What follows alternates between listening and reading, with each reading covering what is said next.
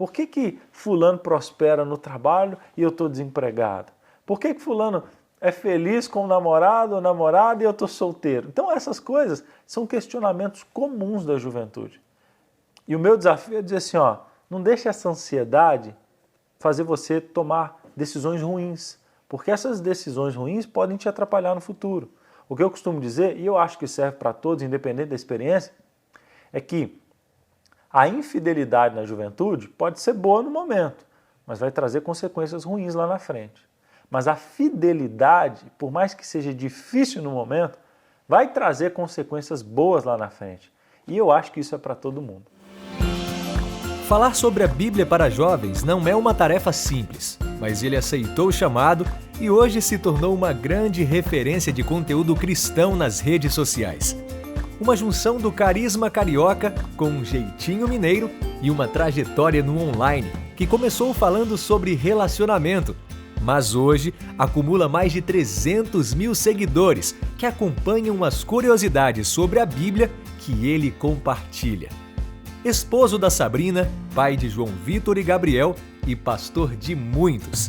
Hoje vamos conversar com o teólogo, pastor, comunicador e escritor Gustavo Marques.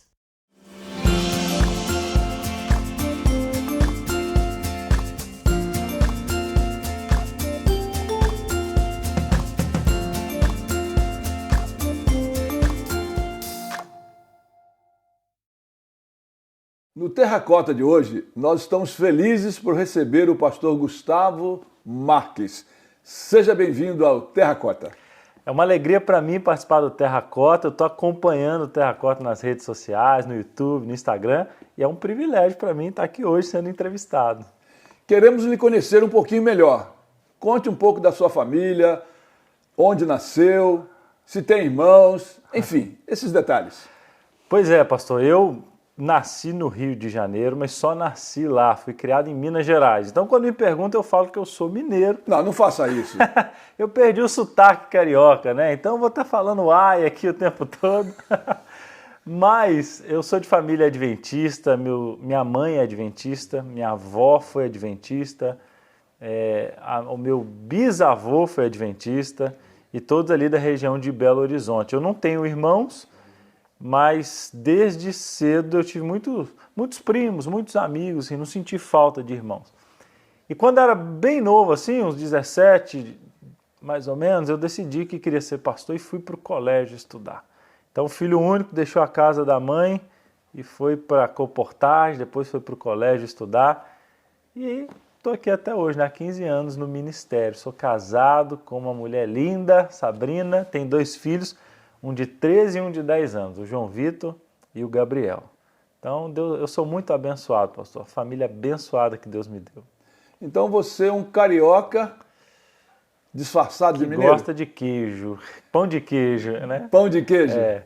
E nasci no Rio. Na verdade, meus pais moraram no Rio durante muito tempo. Eles são de Minas Gerais e meu pai foi trabalhar, minha mãe casou, né? Então foi atrás, foram juntos e lá eu nasci. E aí eu nasci ali bem na cidade do Rio mesmo, capital. Moramos ali no bairro de Cascadura. O senhor conhece, né, pastor? Sim, Cascadura, conheço Cascadura, Madureira, região tudo ali de ali Madureira. Moramos ali, mas eu bem pequenininho, meu pai decidiu voltar para Belo Horizonte. Ficou assim meio receoso por conta dos perigos da cidade e decidiu voltar para Belo Horizonte. Então eu fui criado mesmo em Belo Horizonte, Contagem, é região metropolitana ali da capital. Encaixaria o mineiro assim ser meio desconfiado? Aí deu uma fugidinha do Rio de Janeiro, né? Deu uma fugidinha, ele ficou meio com medo ali. Foi assaltado uma vez ali e tal, e aí ficou com medo da família. Não, vamos voltar, porque a minha cultura é mineira, vou voltar para minha família, e eles decidiram voltar. Agora eu queria saber, você mencionou aí que depois nasceu o desejo de ser um pastor. Me conte um pouquinho sobre essa ideia, sobre essa decisão, Legal. O que motivou, o inspirou. Então, eu mencionei que foi com 17 anos que eu tomei uma decisão, mas bem antes eu já tinha um desejo. Eu admirava muito os pastores, sabe? Os pastores que passaram pela minha igreja, eles me inspiravam, eu via eles pregando, eu via a família que eles tinham, E eu os admirava muito.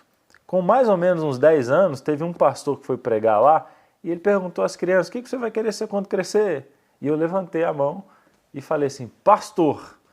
E aí era só uma criança e tal. Depois eu mesmo esqueci disso, mas alguns irmãos lembraram. Quando eu me tornei pastor, eles lembraram: olha, teve uma vez que você levantou a mão, e aí minha mãe confirmou a história, e realmente, desde criança eu tinha essa admiração. E na adolescência, então, eu decidi que queria viver o ministério. E aí, mais ou menos ali com 17 anos, no ensino médio, eu tomei a decisão definitiva, que eu queria viver para Deus, eu queria pregar, eu queria viver o ministério e usar todo o meu tempo, os talentos e recursos para pregar o Evangelho. E aonde então você foi estudar teologia e quando terminou esse curso? Então, eu fui estudar na Bahia. Agora tem uma coisa interessante. Quando eu fui estudar, os pastores sabem, né? Você sabe também que é muito difícil. A gente vem de família simples e tem que pagar as mensalidades ali. E aí eu lembro que eu fiz a prova para o vestibular de teologia para a Bahia, hoje é a FADBA, né? A gente chamava de IAN, e aí eu passei e cheguei até a me despedir lá da minha igreja. Tô indo para o colégio, tô indo estudar, vou fazer teologia, vou ser pastor. E o pessoal fez despedida, choraram, cantaram aquela música, né? Ser amigos é para sempre. E eu me despedi, só que tem um detalhe, minha mãe, coitada, estava olhando de longe tudo aquilo e preocupada. Durante a semana eu tinha que pagar a matrícula. E aconteceu que eu não tive dinheiro para pagar a matrícula. Ou seja, eu passei no vestibular, despedi da minha igreja, mas não tive dinheiro para ir para pagar a matrícula. Você imagina a minha cara para voltar na igreja na semana seguinte. Mas Gustavo, você não foi estudar? Eu falei, não fui. Mas nós fizemos até despedida para você. Eu falei, obrigado, mas eu não tive dinheiro para ir. E como resolveu essa situação, assim, a curto prazo? Como é que foi isso? Pois Porque o seu coração aí ficou meio dolorido, né? Ficou dolorido. Foi um ano, eu não fui naquele ano. Então foi um ano, assim, para mim, de muita luta com Deus, sabe? Eu fiquei questionando a Deus, como assim o Senhor me chama e o Senhor não me dá condições de ir? Então o Senhor não me chamou? E eu cheguei a duvidar do chamado de Deus naquele ano. Duvidei mesmo, falei, vou fazer outra coisa, Deus não tem planos para mim. Alguns amigos faziam alguns convites, eu ficava até mais tentado, porque eu falei, não, Deus não se importa comigo. É coisa de jovem, é coisa de adolescente, de jovem. Às vezes quando não dá certo uma coisa, a gente já coloca assim, Deus me esqueceu, ele não se importa comigo. E aí eu vivi esse momento. Só que no ano seguinte eu fiz a prova de novo, só que agora eu fui para colportagem. E aí eu consegui um pouco de dinheiro, paguei a matrícula e fui pela fé. E aí assim eu fui estudando. Uma rápida explicação. Você falou uma palavra aí, colportagem. Possivelmente nós temos aí alguns seguidores que não são adventistas. O que significa essa palavra? Isso é muito legal. Colportagem é a palavra mesmo colportagem significa carregar no pescoço. Ela vem de origem dos valdenses, que carregavam as suas mochilas no pescoço e colocavam ali alguns trechos da palavra de Deus. E eles vendiam alguns itens, vendia panela, vendia coberta, vendia outras coisas, mas colocavam a palavra de Deus junto. Então, esse termo veio dos valdenses. O que é a colportagem hoje em dia? É uma maneira do jovem, não só jovem, qualquer idade pode fazer, mas é uma forma de evangelizar através da venda de literatura cristã. Então, eu ao mesmo tempo que evangelizava, vendia aqueles livros para pagar os meus estudos. Então foi assim que eu consegui ir para o colégio. Só que tem um detalhe nessa história, pastor. Então conta. Esse detalhe é o seguinte, lembra? Foi um ano muito difícil. Para mim, como jovem, foi o pior ano da minha juventude, de questionamento com Deus, porque, como eu disse, eu achava que Deus tinha me esquecido. Só que eu fui estudar, me formei 4 anos depois, e no meu último ano eu conheci a minha esposa. Aquela que se tornaria a minha esposa, né? No meu último ano. Aí, lá no meu último ano, eu entendi que se eu tivesse ido no ano anterior, a minha esposa chegou para estudar lá no meu último ano. Então, se eu tivesse ido no ano anterior, eu teria me formado um ano antes e não teria conhecido aquela novata, né? Aí, sabe o que eu compreendi? que às vezes o não de Deus hoje é para nos dar um sim muito melhor lá na frente. Às vezes a gente não compreende por que algumas coisas dão errado agora, mas é porque Deus está preparando algo muito mais especial lá na frente. Então, Deus lhe deu uma chance, hein? Deu uma chance. E eu questionei, né? Achei que era o pior ano da vida, mas era exatamente um processo que eu precisava passar para Deus me dar muito mais do que eu esperava, né? E quando você terminou o curso, você já começou trabalhando como pastor ou foi fazer uma outra função dentro da organização? Eu fui ser pastor escolar. Eu fui chamado para ser capelão. Capelão, a gente dá aula de ensino religioso e, ao mesmo tempo, promove classes bíblicas, ajuda os alunos ali nos seus dilemas espirituais. Para mim foi uma novidade, porque eu esperava que fosse como na igreja, né? Eu dissesse assim, bom dia, e todo mundo respondesse, todo mundo tranquilo, sereno, prestando atenção. Mas eu caí numa sala de aula com adolescentes, e eu falava bom dia, e o pessoal conversando e tal, e aí eu tive que me desdobrar.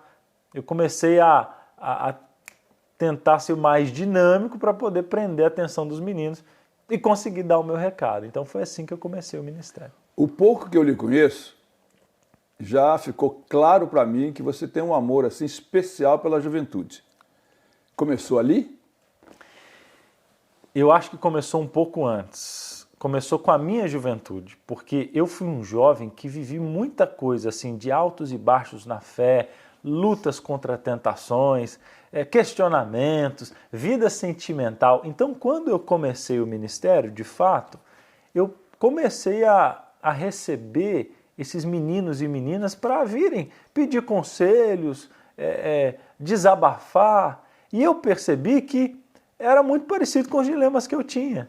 Então eu conseguia ajudá-los, porque eu falava, não, eu também sentia esquecido por Deus em alguns momentos.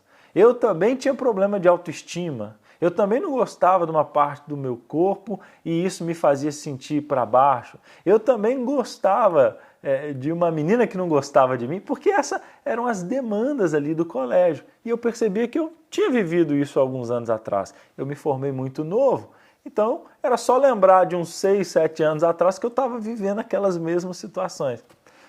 A partir disso, isso despertou de fato para um ministério com a juventude. Você disse que em vários momentos, naquele ano que você não conseguiu ir para o colégio, fazer teologia por questão financeira, etc., de que você questionou, chegou a duvidar de Deus de alguma forma, etc. Sendo essa a sua experiência, num momento de crise, diríamos assim, como que você ajuda a juventude hoje? Conforme eu disse, percebo claramente que você tem um amor, um carinho especial pela juventude. Eu posso dizer para ele, na prática, que vai passar. Um momento de crise, um momento de dúvida, um momento de silêncio de Deus, ele passa. E que Deus honra quem é fiel. E eu posso dizer isso porque foi exatamente o que eu vivi. Eu questionei, mas continuei sendo fiel. Eu duvidava, mas continuava ali esperando em Deus, falando, Senhor, eu acho que o Senhor não quer, mas eu vou continuar sendo fiel ao Senhor até o Senhor me responder. E Deus respondeu. E Deus mostrou que aquilo era um processo. Então hoje eu consigo ajudar o jovem mencionando o que aconteceu na minha vida. Eu também passei por isso, eu também questionei, eu também fui impaciente às vezes, mas vale a pena ser fiel, continua sendo fiel. Então eu consigo abençoá-lo através do meu exemplo. Dentro dessa experiência e das suas inquietudes, essas crises, a juventude vem para você hoje e eu acredito, não sei se é essa a sua experiência, mas eu acredito que Deus responde e atende às nossas necessidades de uma forma diferente de um do outro. Certo. E como é que você passa isso para a juventude hoje e, de repente, a experiência dele ou daquela jovem, daquele jovem, é o contrário daquilo que aconteceu com você e que você viveu no futuro? De fato. Mas eu creio que uma coisa acontece em comum com todo mundo, que Deus honra quem é fiel. Eu acho que não é no mesmo tempo, não é no mesmo momento, não é da mesma maneira, mas Deus sempre honra. No final, Deus sempre honra. Porque isso não aconteceu só comigo, aconteceu com as personagens da Bíblia também, com os homens e mulheres. Você olha para José, para Davi, para Moisés, para Esther, para todo mundo que decidiu ser fiel a Deus, Deus honrou no final. E isso acontece comigo, aconteceu contigo, acontece com todo mundo. Então, o meu desafio, principalmente para o jovem que é ansioso, o jovem se compara, acontece por que a vida do outro está andando melhor do que a minha? Por que fulano prospera no trabalho e eu estou desempregado? Por que fulano é feliz com o namorado ou namorada e eu estou solteiro? Então essas coisas são questionamentos comuns da juventude. E o meu desafio é dizer assim, não deixe essa ansiedade fazer você tomar decisões ruins, porque essas decisões ruins podem te atrapalhar no futuro. O que eu costumo dizer, e eu acho que serve para todos, independente da experiência, é que a infidelidade na juventude pode ser boa no momento, mas vai trazer consequências ruins lá na frente. Mas a fidelidade, por mais que seja difícil no momento, vai trazer consequências boas lá na frente. E eu acho que isso é para todo mundo, mesmo que não seja no mesmo tempo para todo mundo. Eu penso que a sua imaginação traz alguma coisa boa para nós.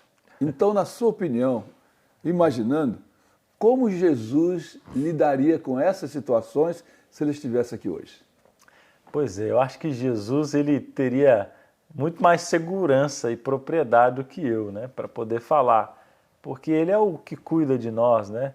Mas em alguns momentos ele falou para os discípulos, olha, não vê as aves, elas não semeiam, nem plantam, mas elas têm o que comer. Não vê as plantas, como são bonitas, nem Salomão, na sua riqueza, se vestiu como eles, como elas. Então, em vários momentos, Jesus ele acalmava o coração de seus discípulos.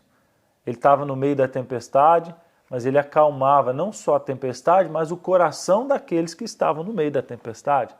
Então eu acho que Jesus faria a mesma coisa com o jovem, porque o coração do jovem ele não é calmo, ele é acelerado, ele é ansioso, ele é aflito, ele é impaciente, ele fica se comparando, como eu disse.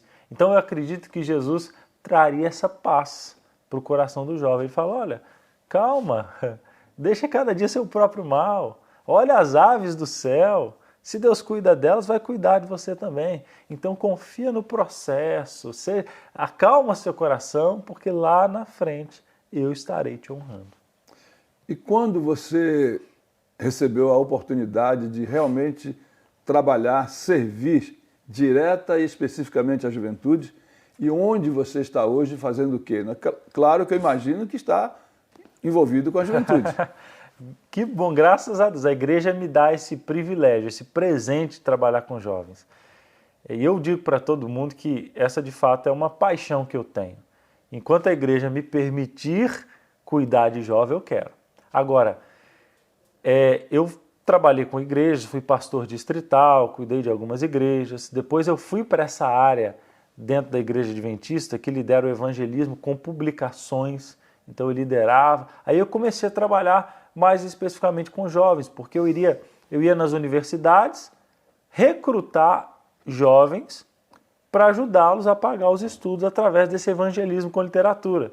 Aí, mais uma vez, eu consegui usar meu exemplo. Eu falo, olha, teve ano que eu não conseguia pagar o colégio, mas depois que eu fui para esse ministério, Deus me abençoou. E aí eu conseguia convidar esses jovens. Só que no ano de 2017, eu comecei a trabalhar exclusivamente com jovens. Aí a igreja no sul de Minas, eu trabalhava em Juiz de Fora, no sul de Minas Gerais, a igreja me nomeou para cuidar especificamente de jovens.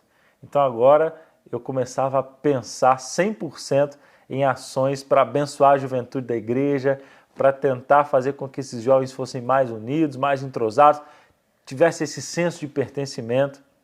E dali até hoje eu cuido de jovens. Trabalhei depois no Rio de Janeiro, mais 4 anos, e agora eu trabalho na região central de Minas Gerais, Belo Horizonte, Contagem, a região metropolitana. Por coincidência, pastor, a região que eu fui jovem. Então hoje eu tenho o privilégio de liderar a juventude no local onde eu fui jovem, o local onde eu vivi os meus dilemas de juventude. Então para mim, isso tem até um peso emocional até maior, sabe? Eu fico querendo, sonhando, pensando o tempo todo em fazer coisas para abençoar a minha juventude ali naquela região. Uma pergunta um pouco direta também, e ao mesmo tempo um pouquinho fora. Dentro desse contexto de lidar com a juventude, como você vê a sua esposa se adaptando, se ajustando para lhe acompanhar, para lhe dar o suporte a esse ministério? Esse que é o legal. Ela é apaixonada por jovens também, né? Porque ela também viveu os dilemas dela, as lutas dela como jovem. Então ela se identifica com aquilo que eu faço. E o legal é que ela tem me acompanhado o tempo todo. É o evento para jovem, ela está junto, ela ajuda lá desde a recepção, no palco, nos bastidores. E ela é alguém que eu me aconselho muito. A minha cabeça fica fervilhando com ideias. Eu fico querendo criar coisas o tempo todo para a juventude. E ela é o meu primeiro laboratório. Eu pergunto para ela, né? Ela é minha conselheira. Então ela fala, isso é legal, vai dar certo. Isso não faz não. Para que você vai fazer isso? Isso não tem nada a ver. Então ela é a pessoa que eu me incentivo, me coloca no lugar. E tem dado muito certo, né? Porque Deus tem abençoado esses projetos e eu agradeço muito a presença dela. Hoje ela está trabalhando numa outra área. A igreja também escolheu ela para cuidar agora das mulheres. Então ela tem me ajudado nos bastidores, mas agora ela também tem seu próprio ministério liderando mulheres dessa mesma região onde eu trabalho lá em Minas Gerais. Qual o maior desafio quando se trata em lidar com jovens, na sua opinião? Eu acredito, eu acho que não tem um específico, mas essa sua pergunta é muito boa. Ela me faz respirar fundo. O maior desafio para mim é manter esses jovens ativos na missão e na igreja. Eu acho assim, a pergunta do senhor é uma pergunta pessoal para mim como líder, eu diria que o meu maior desafio é mantê-los firmes na missão e na igreja. Meu coração, ele dói quando eu vou numa igreja e vejo um pai fazendo um pedido de oração pelo filho que não está mais na igreja. Uma mãe que, em lágrimas ou com a voz embargada, pede oração pela filha que foi criada na igreja, mas não está mais. Então, toda vez que eu escuto isso, eu como líder de jovens, eu sei que eu não tenho nada a ver com isso, entre aspas, mas eu sofro como se tivesse, como se fosse responsabilidade minha. Então, meu coração sofre pela juventude, sabe? Então, esse para mim é o maior desafio.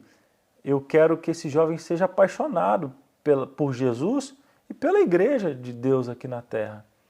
Eu, quando era jovem, eu queria morar na igreja. Eu falava com minha mãe, eu queria morar aqui. Por quê?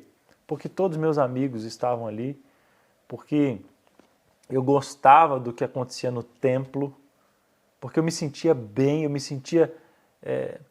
eu tinha essa sensação de pertencimento na causa de Deus. Então hoje é isso que eu tento fazer, é isso que eu tento criar no meio da juventude que eu lidero. Você começou a se dedicar e se projetar e criar situações positivas para os jovens através das redes sociais.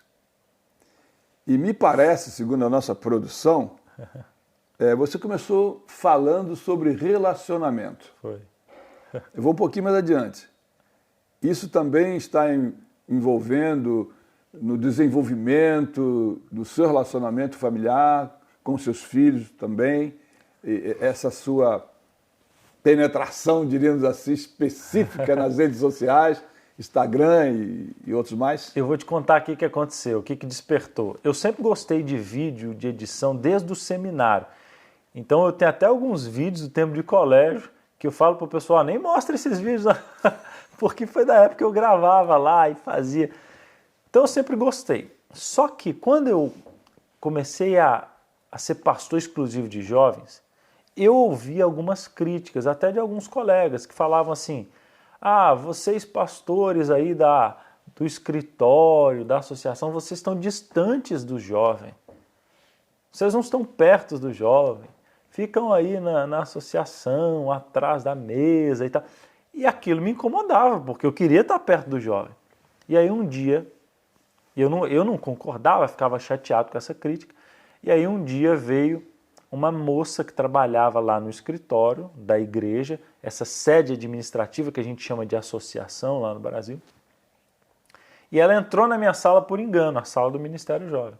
E quando ela entrou, ela falou assim, que bonita essa sala, eu nunca tinha vindo aqui, e era uma sala que tinha muitos troféus dos eventos de jovens. Aí quando ela fechou a porta, eu fiquei pensando assim, puxa vida, olha, ela trabalha aqui, é jovem e não sabe nem onde é a sala de jovens. E aquilo mexeu comigo. Aí eu falei assim, eu preciso fazer alguma coisa para eu tentar me aproximar dos meus jovens. Eu não quero ser um pastor de jovens distante dos jovens. E eu sei que essa não é a única maneira, porque a maior forma é estar junto mesmo, presencialmente. Só que eu falei, acho que o online vai me ajudar a me aproximar. E aí eu comecei a fazer, pastor, vídeos da sala do Ministério Jovem. Então eu pegava lá o celular e eu colocava esses troféus, essa estante de fundo, para dizer assim, olha, a sala do Ministério Jovem, o Ministério Jovem está perto de você, jovem. Essa foi a intenção. E aí eu percebia que as demandas, elas eram muito relacionadas à vida sentimental. Que o jovem, ele me procurava para falar da menina que ele gostava, da ansiedade, pensando que nunca ia encontrar alguém para a vida inteira. E eu decidi, então, trazer conselhos para o jovem nessa área. Até porque eu também tinha vivido isso no tempo do colégio, quando eu conheci minha esposa. E aí eu comecei a dar esses conselhos, fazia pergunta, abria a caixinha de pergunta e fazia resposta. E eu percebi que as perguntas, a maioria delas eram relacionadas à vida sentimental. Aí eu me tornei uma espécie de especialista nessa área, né? Vamos dizer assim. E eu respondia e fui colocando a minha esposa junto. E aí foi crescendo as minhas redes sociais em cima disso. Até que depois mudou. E mudou o nicho, né? Vamos dizer assim. Uma pergunta com relação a esses desafios com os jovens. Naturalmente, você, a sua equipe, está sempre lidando e pensando em projetos especiais para conquistar, para aproximar os jovens, com os adultos, não é? E às vezes eu sinto que a igreja, de um modo geral, ela é criticada por não dar a atenção suficiente, diríamos assim, para os jovens. Só que alguns criticam também os líderes dos jovens porque se firmam em muitos projetos e, vamos dizer, esquecem a parte principal, que é a Bíblia, o relacionamento com Jesus e etc. Como é que você encaixa essas duas coisas? Criar coisas novas, diferentes, mas ao mesmo tempo alcançar o objetivo que é levá-los a um relacionamento com Jesus, valorizar a Bíblia, enfim, a sua experiência espiritual. Então, isso é muito complexo e não existe uma só resposta para solucionar o problema da juventude. Isso precisa ficar bem claro. Mas eu tenho uma bandeira e eu vou dizer para o senhor qual é essa minha bandeira. Volto a dizer, não é uma solução e não existe uma resposta única que vai solucionar o problema dos jovens. Eu acredito muito no projeto da Igreja Adventista, que é comunhão, relacionamento e missão. Esse tripé ajuda o jovem a se firmar, porque comunhão tem a palavra de Deus, mas também não vai deixar o relacionamento e nem o envolvimento na missão. Só que, pastor, existe uma pesquisa feita pela igreja que decidiu perguntar os jovens que saíram da igreja por que eles saíram da igreja. E aí, quando se torna científico, é mais fácil a gente propor soluções. Essa pesquisa foi a nível global na Igreja Adventista. E elas diziam o seguinte, que a causa número 1 era a falta de amigos. Então esse jovem, eu não estou aqui para dizer que ele tem razão ou não, eu estou pegando simplesmente o resultado de uma pesquisa de jovens que saíram da igreja e alegaram isso. Eu não posso dizer aqui, eu não estou no papel de dizer, ele não tem razão. É o que ele disse. E se ele disse que é falta de amigos, significa que em algum momento, mesmo amando a palavra de Deus, ele se sentiu sozinho dentro da igreja. Ele sentiu que só aquele momento de sábado de manhã não foi suficiente. Ele não tinha essa sensação de pertencimento na igreja. Mas ele ama Jesus, ele ama a palavra, mas ele se sentia só. E por conta disso, ele foi se tornando mais fraco e foi dando abertura para outras situações que acabaram levando ele para fora da igreja. O segundo item da pesquisa dizia que ele saiu da igreja por conta de problemas de relacionamento com outros membros da igreja. Então, brigou, alguém falou, ele se magoou, enfim, questões de relacionamento. E o outro ponto, ele dizia que ele não sentia o ambiente sendo verdadeiro, ele sentia que tinha muita gente que criticava, mas não vivia aquilo que pregava. Hipocrisia foi o terceiro ponto. Aí quando eu olho esses 3 pontos, eu olho que todos têm a ver com relacionamento. Então, se relacionamento tem sido a causa número 1 de apostasia entre jovens, eu tenho levantado uma bandeira que eu acredito que o relacionamento ele pode ser uma chave.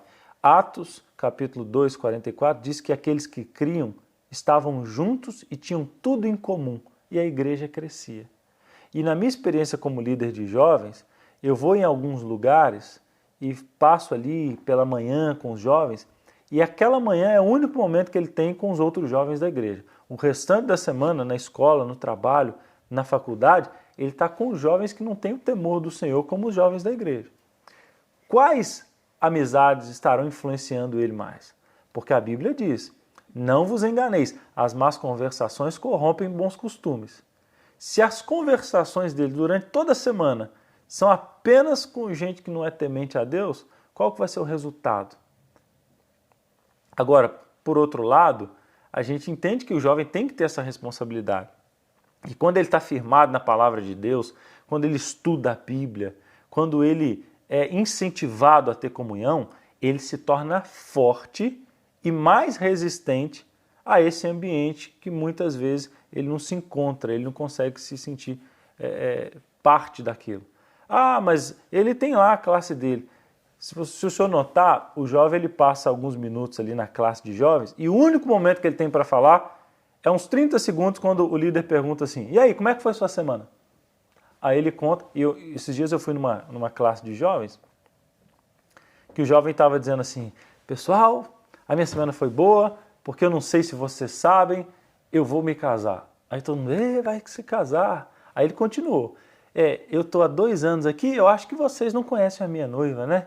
Mas ela é uma pessoa muito bacana e tal, eu vou me casar. E eu pedi, e eu estou feliz também, porque lá no trabalho, eu não sei se vocês sabem, eu trabalho em tal lugar, e aí ele ia contando, e toda frase que ele dizia, olha, eu estou aqui há 2 anos, mas eu acho que vocês não conhecem, né? Eu estou aqui há 2 anos, mas eu acho que vocês não sabem, né?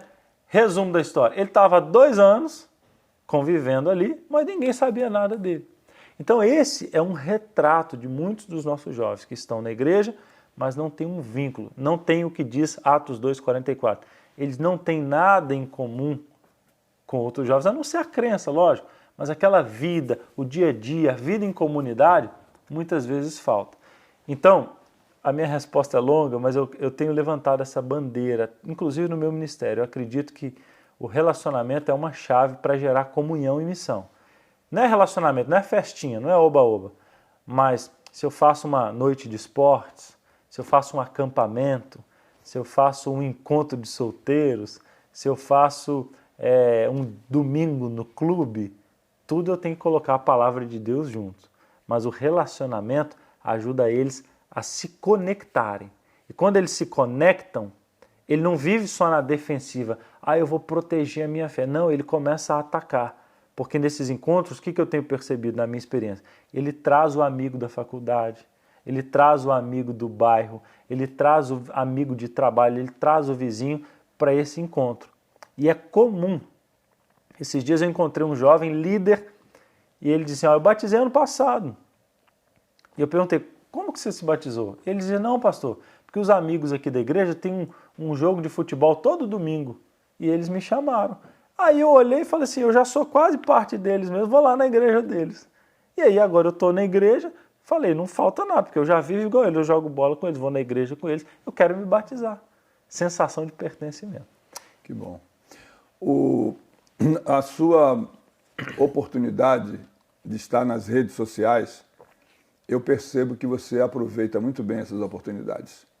Então, o que você leva ali, explicando para o nosso público, o que você leva para ali que é algo que vai chamar a atenção, não só dos jovens, mas daqueles que têm acesso, e ao mesmo tempo conectando com as coisas espirituais, ou levando a mentalidade espiritual? Pois é, aí foi quando tudo mudou. Eu decidi que eu queria falar da palavra de Deus. Eu estava falando muito de relacionamento e isso estava me incomodando, confesso. Eu queria falar da Bíblia, né? E a gente tem essa ideia de que o jovem ele não está muito interessado pela Bíblia por coisas profundas da Bíblia. Pelo contrário. Aí eu estava lá, abri uma caixinha de perguntas e alguém fez uma pergunta bíblica. Eu lembro até hoje a pergunta. Pastor, por que Jesus enviou os demônios para os porcos? E eu falei, a minha resposta, porque ele quis, ou porque os porcos estavam passando. Aí eu decidi pesquisar. E aí eu descobri que a região de Gadara, onde aconteceu isso, existia idolatria, porque era uma região grega, e tinha muitos judeus que moravam ali que aproveitavam o mercado, vamos dizer assim, da idolatria, e mesmo considerando o porco um animal imundo, eles criavam porcos para vender para sacrifício a Deus pagão. Foi um material que eu li, gostei da análise ali, da pesquisa, e decidi dar essa resposta na minha rede social. Resultado, a resposta viralizou. E eu percebi, falei, olha, jovem não quer saber só de namoro, não, o jovem quer saber de Bíblia. E aí eu decidi fazer outras respostas assim. E aí foi crescendo. Aí alguém me perguntou, pastor, quem são esses cães que não entrarão no reino do céu, escrito em Apocalipse? Ah não, palavra cães, não é o animal, não é o pet, cães são pessoas de má índole e tal, era um termo usado. Aí eu ia explicando e eu percebia que o interesse dos jovens iam crescendo conforme eu explicava com mais profundidade essas questões bíblicas. E aí foi viralizando, né? E aí eu fui fazendo mais respostas, abrindo para mais perguntas. E nisso eu já tenho feito alguns anos, né? Dentro desse nicho e tenho percebido que meu público é grande parte de jovens que tem interesse na palavra de Deus. Eu às vezes vou para alguns encontros, em alguns lugares, e alguns jovens me param, falam assim, pastor, os teus vídeos, claro, depois da palavra de Deus, tem sido uma fonte de mensagens para eu poder fazer sermões, para eu poder pregar a palavra de Deus. E isso me traz muita alegria, porque eu estou conseguindo fazer a outra parte do tripé, que é relacionamento, mas também a comunhão com Deus e o estudo da palavra dele. A nossa produção foi atrás de algumas coisas a mais. Ah, olha aí.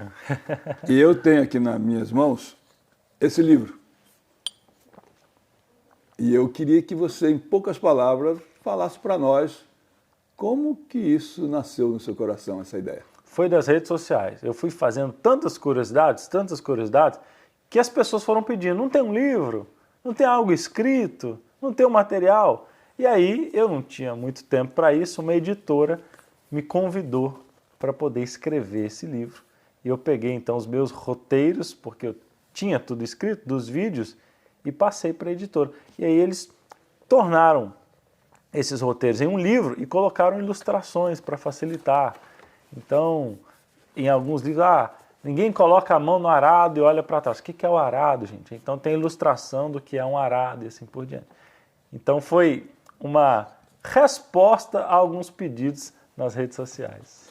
Agora, indo para a família, você mencionou que tem 2 filhos. Qual a idade deles e os nomes? O João Victor é o meu mais velho, tem 13 anos, e o Gabriel, o caçula, tem 10 anos. 2 rapazinhos. Como que você vê você como pai, como líder de juventude, e agora olhando para os seus filhos daqui a 5, 10 anos? Então, eles são um presente de Deus para mim. E eles são, a gente chama de F5, de atualização. Eu estou me atualizando o tempo todo, porque toda hora eles vêm com um termo diferente, uma história diferente. Então, eles me ajudam a me manter conectado com as novas gerações, o tempo todo. E o legal é que eles gostam do Ministério Jovem. Então eu faço um evento para jovens, eles querem estar, eles querem ser os primeiros a chegarem. Então Deus me deu esse privilégio de ter filhos também que amam o trabalho com a juventude. E olha que interessante, pastor. Eles são, um é criança e o outro é entrando na adolescência. Mas eles me vêm produzindo vídeos, eles me vêm compartilhando com minha esposa ideias, e é legal que às vezes eu olho para eles estão me aconselhando. Pai, por que você não faz isso? Outro dia eu fui gravar um material da lição da Escola Sabatina Jovem e comecei a falar umas gírias, né? Para tentar fazer a lição, vamos conectar com as novas gerações. E eu gravei uns 4 episódios, quando deu o intervalo, meu filho mais velho me procurou e falou assim, nada a ver, pai, essas gírias aí. Nada a ver, não faz isso não, não combina com você não, viu, pai? Aí eu, é mesmo, filho? É. Aí eu mudei, tirei ali, aí a produtora falou assim, pastor, e as gírias, não vai falar mais não? Falei, não, eu recebi um conselho aqui de um jovem, ele acha que está meio fora de moda e tal. Então é muito legal, esses meninos são um presente de Deus para mim e eles estão muito inseridos no meu ministério. O que você diria para os jovens, e claro, trabalhando com jovens, servindo a juventude, quando um deles ou um grupo vem a você criticando a liderança da igreja, achando que a igreja não está dando atenção devida para eles, só que você está aqui do outro lado. Como é que você passaria uma informação para eles, afirmando, ajudando-os a entender de que a igreja não está, diríamos assim, desapercebida com as necessidades deles? Pois é, eu digo 2 coisas para eles. Primeira é que eles precisam ser pacientes, porque a igreja ela é intergeracional. Existem questões mesmo que têm a ver com tempo, com idade, coisa que na minha época era um problema, hoje não é mais, e eu não estou falando de princípios bíblicos, estou falando de costumes mesmo. Então precisa ter paciência e respeitar as gerações que passaram, porque a gente só está aqui hoje por conta da vovó, do vovô, que tem os seus usos e costumes, mas foram eles que chegaram aqui quando só tinha mato e fizeram acontecer. Então, primeiro ponto é valorizar as antigas gerações. Quando você tem um respeito pelas antigas gerações, a gente consegue ser mais paciente, mesmo quando não concorda com uma coisa ou outra. E o segundo ponto, e esse eu acho um ponto que é um grande desafio, é dizer para o jovem assim, tá ruim? Você precisa então assumir responsabilidades e fazer melhor. Eu sei que nem sempre esse jovem ele tem espaço, mas tem muitas igrejas que quando querem escolher oficiais e líderes, não conseguem encontrar jovens dispostos. Porque o jovem, não, eu estou ocupado, eu estou estudando, eu não tenho tempo.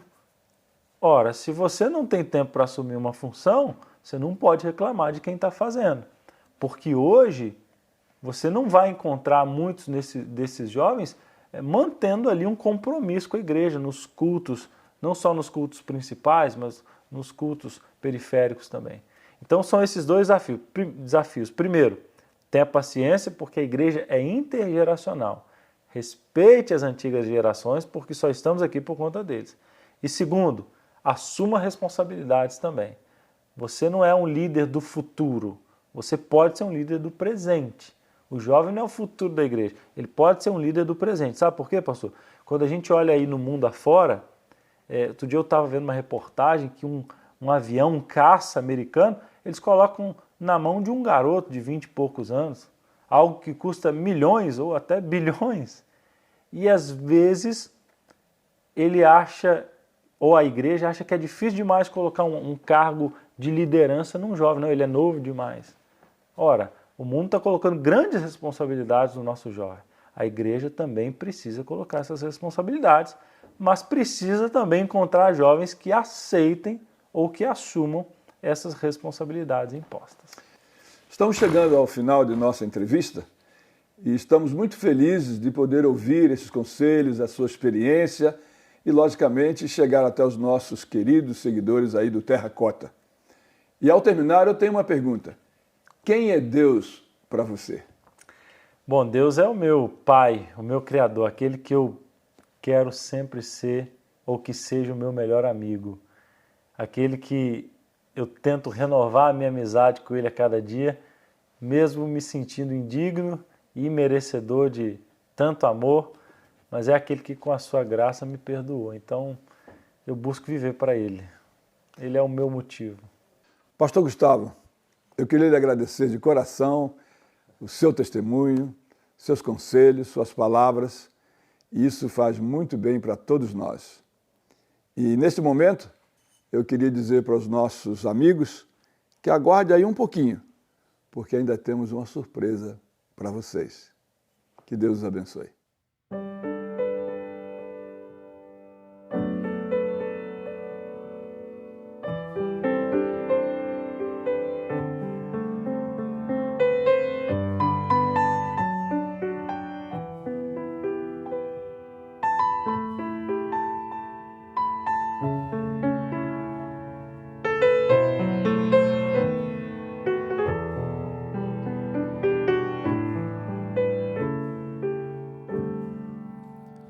Se na escuridão da vida tu não sabes pra onde ir, se anda cheio de motivos pra parar e desistir,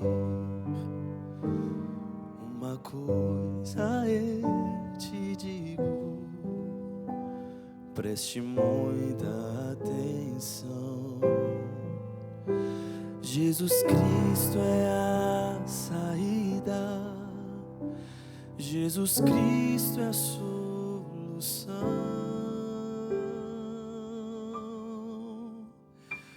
Ele é mais que uma resposta, é a mão que te conduz quando tudo está escuro. Ele é a própria luz, é a fonte da esperança, da alegria e do prazer. Ele é a única saída pra tua vida renascer.